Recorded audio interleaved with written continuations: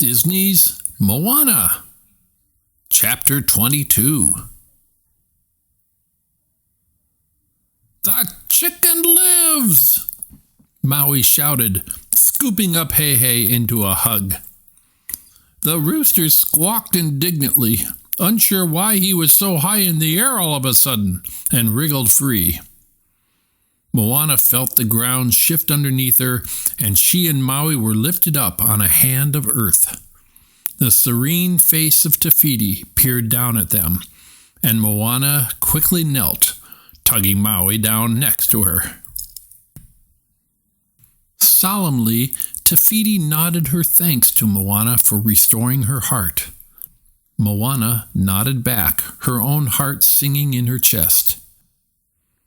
Te Fiti swung her gaze to Maui, who shrugged sheepishly.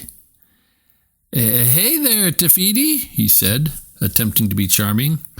So, how you been? An awkward pause ensued, and Maui shifted uncomfortably. Look, what I did was, I have no excuse. I did it for myself and I'm sorry.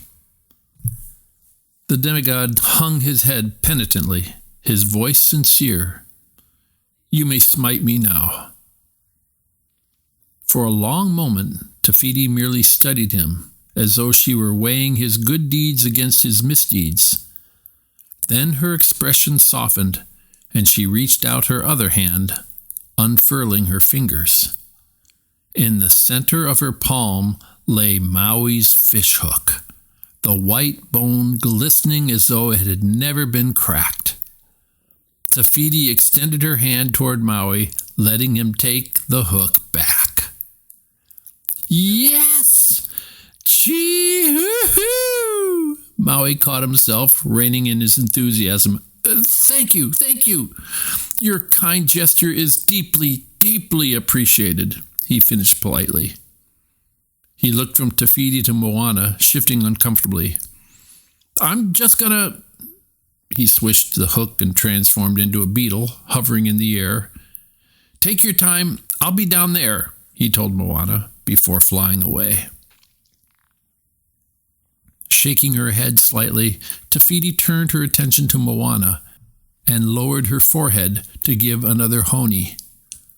Moana felt honored at the exchange of breath with the beautiful mother island. Energy and lightness flowed through her. Pulling back, Te Fiti lowered Moana to the shore and drew out her arm to indicate the seas were open and waiting for them to explore. Then, with a smile and a gentle wave, Te Fiti vanished into the earth. Softly rounded mountains rose up to replace the crater as the island of Te Fiti was reborn, bursting with life. Vibrantly colored fruit dripped down from the trees. The scent of flowers wafted through the air as blossoms opened up, and the songs of birds and insects could be heard from within the shaded forest. An explosion of flower petals whirled through the air, swirling on the shore and revealing Moana's canoe in the shallow water. Moana gasped. Her beloved boat was fully restored and covered in flowers, the pinks, reds, purples, yellows, and blues floating down around them like a colored rainstorm. Moana rushed over to it, meeting Maui, now in his human form, at the water's edge.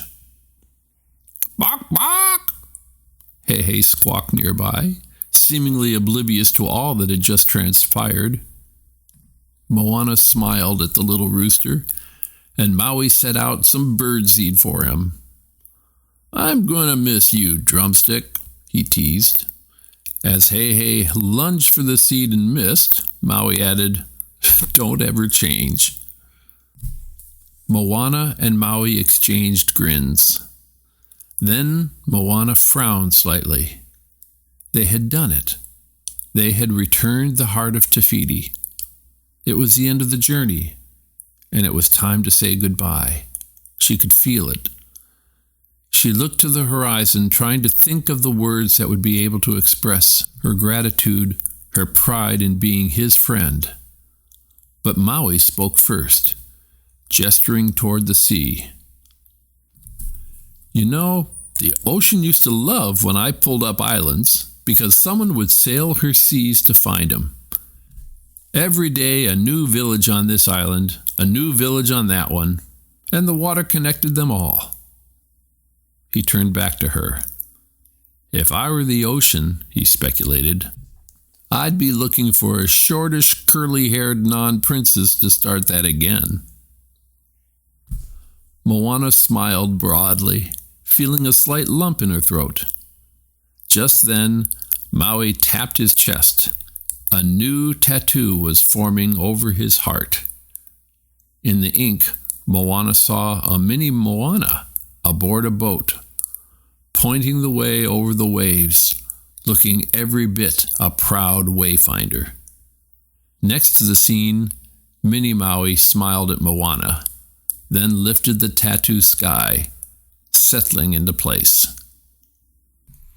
Maui swung his hook over his head, charging up its powers, but before he could transform, Moana leapt forward and threw her arms around him, squeezing tight. Touched, Maui returned her hug, then morphed into hawk form. Circling the canoe once as Moana hoisted the sail, he swooped his wings in farewell, then soared up into the clouds. It was the perfect goodbye. With the island of Te Fiti at her back and nothing but open ocean between her and Motunui, Moana picked up her oar and settled into the canoe, her eyes alight. It was time to go home.